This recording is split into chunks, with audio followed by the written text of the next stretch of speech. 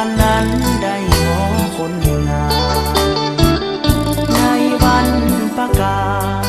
หักหอมบ้านวัฒนธรรมน้องสั่งให้อายมายาม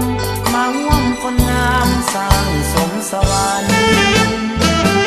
มาตามสัญญาสัญญา